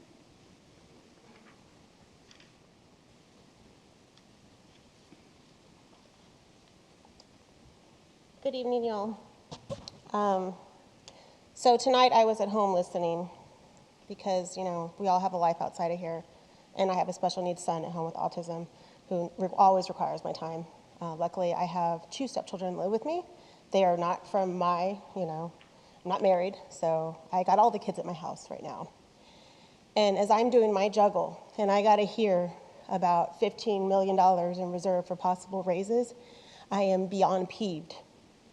I spent $5,537.50 distance learning expenses at the YMCA. I'm not even including any of my private care and all of the technology. I bought 3 computers this year. I got to go and get another Wi-Fi hotspot to, take over for his continued extended school year so he can continue his things. I am extremely hurt that this district just basically got kind of shoved in their face that their teachers needs raises on top of it. I couldn't even get a special education teacher inside my son's classroom for the remainder of this school year. And I know they didn't go back. I know this. And I know that distance learning worked for a lot of children, but trying to ask for a raise right now, when we all stood here as these green shirt crazy mom parents that got ridiculed beyond means, saying that we know how this will end and it'll end in raises. It's not right. It's not fair. This is not the time. This is not the place. I don't have all of the medical coverage for all of the counseling and all those things, and I'm not going to use the district stuff right now. I don't need that, but if there are still more funds for social, emotional, and mental health wellness, I think it should be allocated for that. I think it should be allocated to source better for special education teachers, for behavior therapists, for people that will show up and do the work when the other teachers won't. I am beyond grateful that you guys found me an incredible substitute for my son. I don't care what part of a union she was or is or isn't. I don't care about that. At the end of the day, I don't think it's fair that you can stand here and ask for raises for people that wouldn't even go back to do their jobs inside a classroom when they were really needed. I know I'm not alone on being a single mom. I know I'm not alone on being a mother of an autism child, but it's infuriating.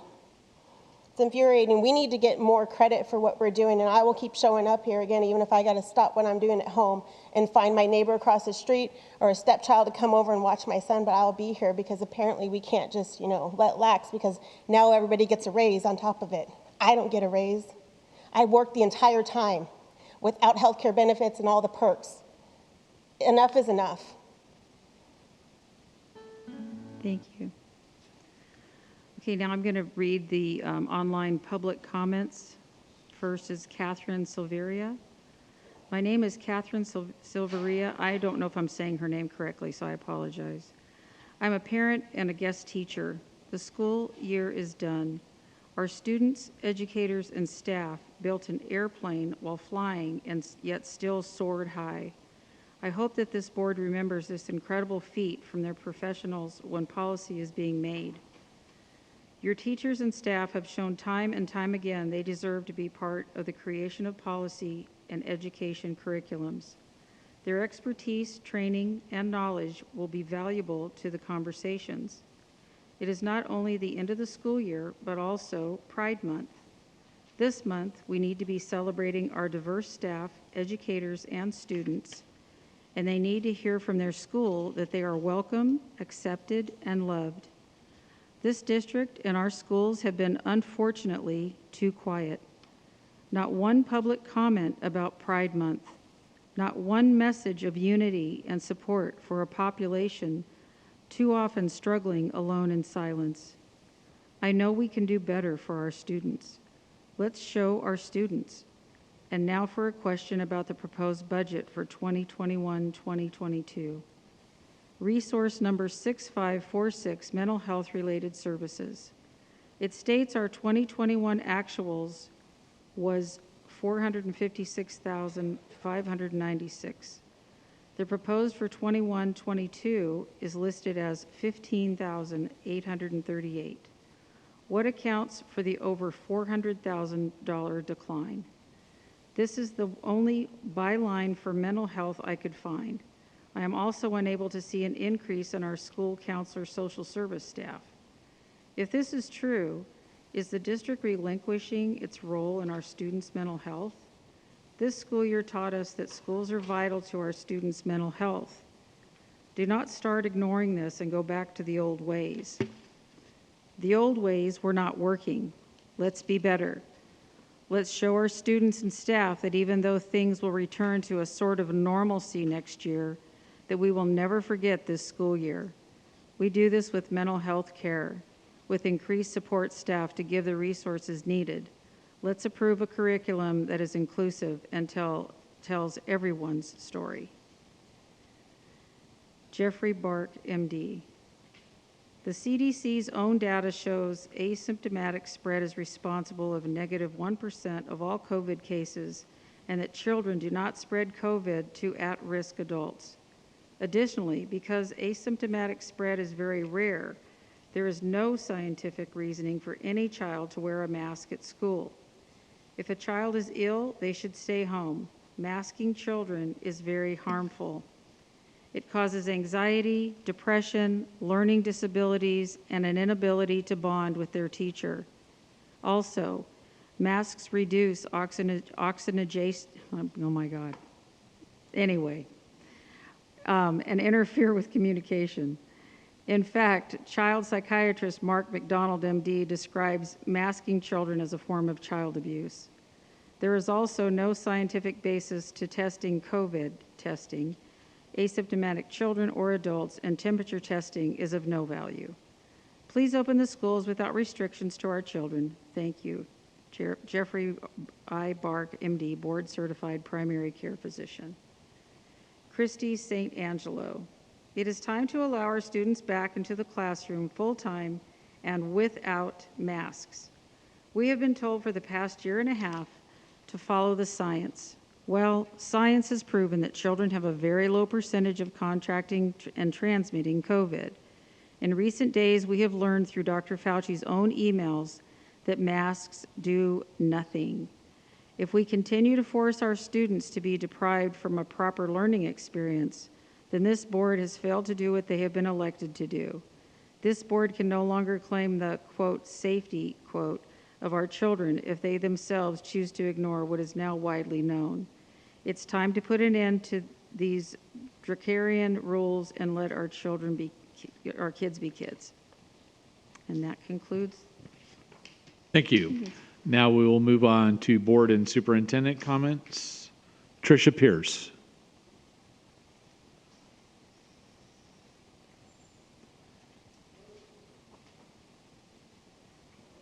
I have no comments at this time. Okay, thank you. Linda Porras. I just want to say that I attended all the graduations, and it was fabulous. It was so great to see all the kids there with their families and everybody smiling, even though you couldn't really see them because they were wearing masks, except for when Dawn had everybody take off their masks to drink water. That was just genius anyway. And I also want to really give a big shout out to our IT team. You guys just do an amazing job. I know that what you do is not seen by anybody, but you just are amazing. So I know you work hard and you put in so much time and effort, and everything just is flawless. Everybody can hear everything and see everything. And I mean, you guys are just, anyway, I just had to say that about you guys. You guys are just awesome. So, but anyway, that was it. I just wanted to say congratulations to all the graduates and congratulations to all the families. And it was just really, really wonderful to be there with everybody. So that's all I have. Thanks. Whitney Jonathan.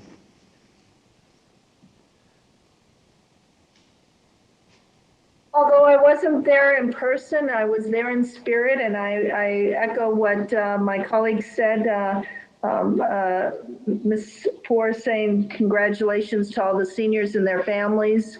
I'm so glad that they had the opportunity to walk, and this was something, unfortunately, the previous class wasn't able to do, and hopefully we're now on the road to seeing things a little more bearable, especially for our high school students.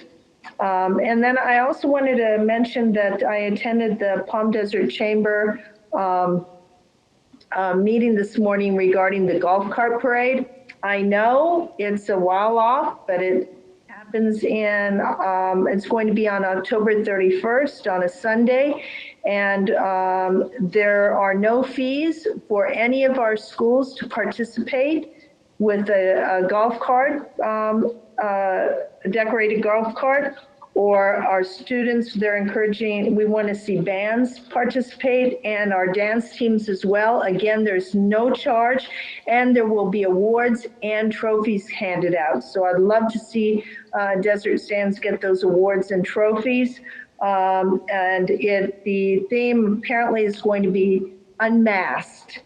So they're celebrating the unmasking of everything. So I'm hoping that it will get some excitement going, and we'll be able to see our schools participating at our golf cart parade in October. Thank you. Anna Conover.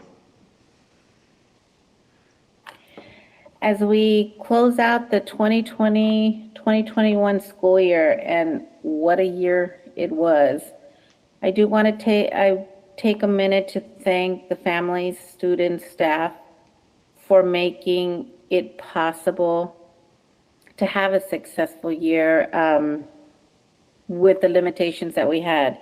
I was only able to attend 5 of the graduations, and just seeing the students there in person, the energy, it was amazing to see that we were able to celebrate in person. And the students were very excited. I mean, everything was well done. I do also want to thank Cabinet for taking the brunt of the year. I mean, the good, the bad, you guys have worked really hard. I appreciate the work that everybody in the Desert Sands family has done this year. It is Pride Month, and I do want to acknowledge the contributions of our LGBTQ plus staff and students. I think this was a year to remember for everybody involved. Thank you. That's all. Okay. 22 days left in this year for us. I'm happy to see it in the rearview mirror. I do want to commend everybody on an outstanding job, our staff, our teachers, our administrators. This was a struggle for everybody, our families, our students. We came through as best we could. I believe everybody gave 100% trying to get us through this. But as a unique year coming to an end, like I said, I'll be happy to see it in the rearview mirror. Mr. Bailey. Thank you for those comments, and I too is very excited to get to have an in-person graduation this year. We had 8 distinct ceremonies. We have 1 more to go, July 15th. By my count, we crossed the stage with 2,076 graduates so far, which is outstanding. I wanted to reach out and say thank you to Kristen and Jordan for their presentations. I realize how much work, weeks of work, go into developing those presentations, so they're somewhat digestible out in the public forum. So thank you for that extra work. And I would be remiss if I didn't recognize that this is probably the last meeting you'll be present, Dr. Salazar. Well, she's coming back every one, right?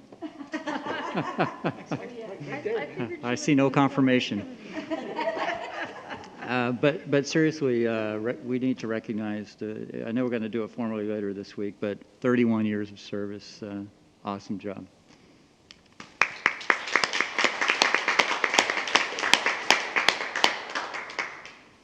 That concludes my remarks. Okay, now we'll move on to general function business services. We'll start off with some resolutions. 18.1, resolution number 26, 2020. 2021, authorization to commit unspent supplemental and concentration grant funds. Is there a motion to approve this item? So moved, Linda Porras. Is there a second? Second, Anna Conover. Seconded by Anna Conover. Is there any discussion? Okay, hearing none, we'll call for the question. This is a roll call vote. Linda Porras? Aye. Tricia Pierce? Aye. Wendy Jonathan? Aye. Anna Conover? Aye. And Don Griffith votes aye, so that carries 5-0. Next is 18.2, resolution number 27, 2020, 2021, authorization for the Education Protection Account Spending Plan. Is there a motion to approve this item? So moved, Linda Porras. By Linda Porras. Is there a second? Second, Wendy Jonathan. Seconded by Wendy Jonathan. Is there any discussion? Okay, hearing none, we'll call for the question. This is a roll call vote. Linda Porras. Aye. Trish Pierce. Aye. Wendy Jonathan. Aye. Anna Conover. Aye. And Donald Griffith votes aye. That carries 5-0. Next, 18.3, Resolution Number 28, 2020, 2021, authorization to establish a Student Activity Special Revenue Fund. Is there a motion to approve this item? So moved, Linda Porras. By Linda Porras. Is there a second? Second, Tricia Pierce. Seconded by Tricia Pierce. Is there any discussion? Okay, hearing none, we'll call for the question. This is a roll call vote. Linda Porras. Aye. Tricia Pierce. Aye. Wendy Jonathan. Aye. Anna Conover. Aye. And Donald Griffith votes aye. That carries 5-0. We have two remaining items in general function business services, 18.4 and 18.5. Do we want to take these individually or as a group? By Linda Porras to take as a group. Is there a second? Second, Wendy Jonathan. Seconded by Wendy Jonathan. Is there any discussion on either of these two items? Okay, hearing none, we'll call for the question. All those in favor say aye. Aye. Aye. Aye. Aye. All those opposed? Okay, that carries 5-0. Moving on to general function education services. We have 10 items here, 19.1 to 19.10. Is there a motion to take these individually or as a group? That we take. I make a motion, Tricia Pierce, to take them as a group, Okay, 19.1 to 19.10, I believe. By Tricia Pierce. Is there a second? Second, Linda Porras. Seconded by Linda Porras. Is there any discussion on any of these 10 items? Okay, hearing none, we'll call for the question. All those in favor say aye. Aye. Aye. Aye. All those opposed? Okay, that sounded like 5-0. Okay, general function, personal services. We have two items, 20.1 and 20.2. Is there a motion to take these together as a group? I move that we take 20.1 and 20.2 together as a group. Okay, by Linda Porras. Is there a second? Second, Wendy Jonathan. Seconded by Wendy Jonathan. Any discussion on either of these two items? Yes, I would just like to thank Laura for the description and make the clarification. I was not clear, the last time, and I really appreciate it. So it was very clear for me. So I appreciate that. Thanks. Any other? And I also wanted to add, it's a moment like this where there was some questioning about the wording and what exactly did this mean. And here we had our district and the union come together and work collaboratively to make sure that this was, that this was understood and agreed upon. So I'm very pleased with how it was handled, and I really want to thank Laura Fisher for that. Thank you. Any other discussion? Okay, hearing none, we'll call for the question. All those in favor say aye. Aye. Aye. Aye. All those opposed? Okay, that passes 5-0. General function, student support services, we have 7 items, 21.1 to 21.7. Is there a motion to take these together or individually? I move that we take 21.1 to 21.7 as a group. Linda Porras. By Linda Porras. Is there a second? Second, Anna Conover. Seconded by Anna Conover. Is there any discussion on any of these items? Okay, hearing none, we'll call for the question. All those in favor say aye. Aye. Aye. Aye. All those opposed? Okay, that carries 5-0. General function superintendent, there's one item here, 22.1, George Washington Charter Elementary 7-year charter renewal petition. Is there a motion to approve this item? I move to approve 22.1. Jonathan? Seconded by Tricia Pierce. Was that Wendy with the motion? Yes. Yes, okay. Yes. Moved by Wendy Jonathan, Second. seconded by Trish Pierce. Is there any discussion on this? Right. Yes, I'd like to say that, George Washington Charter Elementary is really, truly an asset and a gold standard of how a charter should be run. And I'm just so proud of them. And I'm glad to see this renewal here for a 7-year charter renewal position. Congratulations on your exceptional work that you do every year to make our students better in our area. So thank you so much. Any other discussion? Okay, hearing none, we'll call for the question. All those in favor say aye. Aye. Aye. Aye. All those opposed? And that carries 5-0. Congratulations, Mr. Lehman and your staff. Consent items, student matters, that we don't have any. Consent items, business services. If I counted right, there's 8. Is there 8? Is there a motion to take these together or as a group, individually? Take 24.1 to 24.8 as a group. By Linda Porras. Is there a second? Seconded by Tricia Pierce. Seconded by Trish Or Pierce. Anna. Any discussion? Okay, hearing none, call for the question. All those in favor say aye. Aye. Aye. Aye. All those opposed? Okay, that carries 5-0.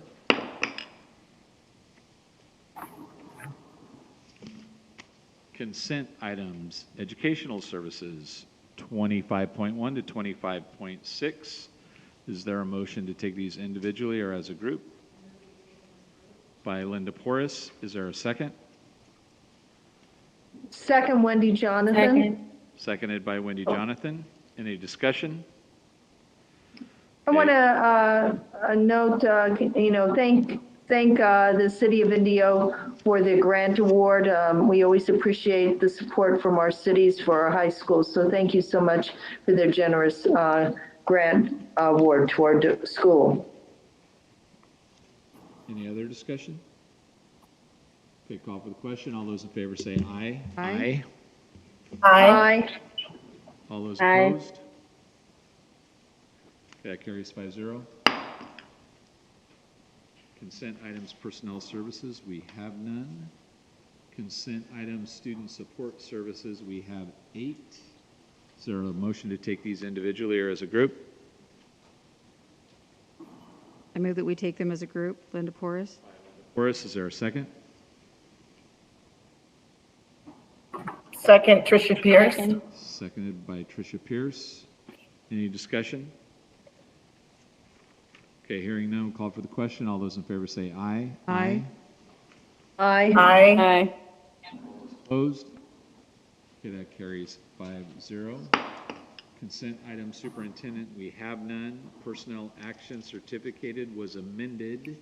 Is there a motion to approve the certificated personnel action as amended?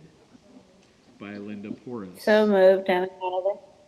Is there a second? Second, Anna Conover. Seconded by Anna Conover. Is there any discussion? Yes, I'd like to call out the names. I did not add up all the years, so someone can add them up while I'm calling out everybody that's been, that's retiring. We have Carol Acker from Hoover Elementary. She has 14 years of service. Dora Alela Bolanos from Hoover Elementary, 37 years of service. Kevin Colburn, I worked with him, 35 years of service from Lincoln Elementary. Curtin Hardiman from Amistad, 5 years of service. Angela Jupe from Page Middle, 23 years of service. Richard Miller from Amistad, 19 years of service. And Shelley Noonley, and she has 19 years of, service. And I almost forgot, and the last one is Teresa Sidko, who I also worked with at Truman Elementary. She's retiring after 38 years of service. So congratulations to all those that made it to the finish line. Any other discussion? Okay, hearing none, call for the question. I wanted, Oh, go ahead. I just had something, Mr. Griffith. I did want to thank Dr. Salazar for her 31 years of service. Enjoy your retirement, Dr. Salazar. Well earned. Kudos. Agreed. Discussion? Okay. All those in favor say aye. Aye. Aye. Aye. All those opposed? That carries 5-0. 30, personnel actions classified. Is there a motion to approve the classified personnel actions? So moved, Linda Porras. By Linda Porras. Is there a second? Second, Wendy Jonathan. Seconded by Wendy Jonathan. Is there any discussion? Yeah, the following people made it to the finish line in classified. Johnny Flores, he's at Jackson Elementary School. He's the custodian. He's retiring after 21 years of service. Richard Hernandez from Lincoln High School. He's the custodian as well, retiring after 15 years of service. And Angel Luna from the Central Kitchen, retiring after 31 years from the warehouse driver assistant. And I want to big shout out to those custodians because I know they've been working extra super hard. So congratulations to those two custodians that have made it to the finish line as well as the warehouse. Thank you so much. Any other discussion? Okay, hearing none, we'll call for the question. All those in favor say aye. Aye. Aye. All those opposed? Aye. All those opposed? Okay, that carries 5-0. Call out of closed session actions. Mr. Bailey. Yes, sir. I have 3 items, 3.3, 3.4, and 3.5 from closed session, respectively, beginning with 3.3. Tonight in closed session, the board took action to approve a general release and settlement agreement, SSS number 08/2020-2021, on a motion by Mrs. Porras, seconded by Mrs. Jonathan. The motion passed 5-0. Second item, 3.4, closed session. Tonight in closed session, the board took action to approve general release and settlement agreement, SSS number 09/2020-2021, on a motion by Mrs. Porras, seconded by Mrs. Jonathan. The motion carried 5-0. And lastly, 3.5, closed session. Tonight in closed session, the board took action on settlement authority for claim number 420155, on a motion by Mrs. Porras, seconded by Mrs. Conover. The motion carried 5-0. Okay. Suggestions for future agendas that receive at least 3 votes. Linda Porras, do you have any suggestions? I have none. None. Tricia Pierce, do you have any suggestions?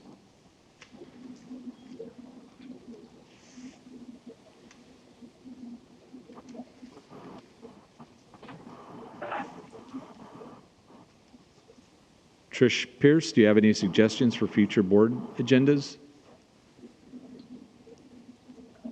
No, no suggestions. Okay. Wendy Jonathan?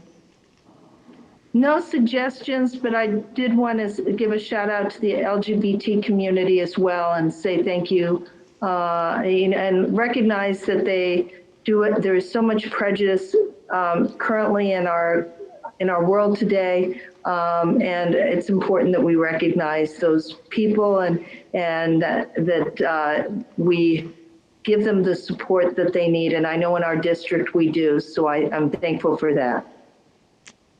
Anna Conover. None at this time. Thank you. I don't have any. I have 2 announcements. One, nice to see Luann Rose here, my son's favorite 5th grade teacher. At age 27, he still uses the things that he learned at Washington Charter, so thank you, Mr. Lehman. Really appreciate the work you put in on making him the person he is today, so I'm glad to see you here. And then my last announcement is the next regularly scheduled meeting of the Board of Education is Tuesday, June 22nd, 2021 at 7 p.m. in the District Education Center Boardroom at 47950 Dune Palms Road, La Quinta, California. We are not reconvening into closed session, and we will adjourn at 8:58.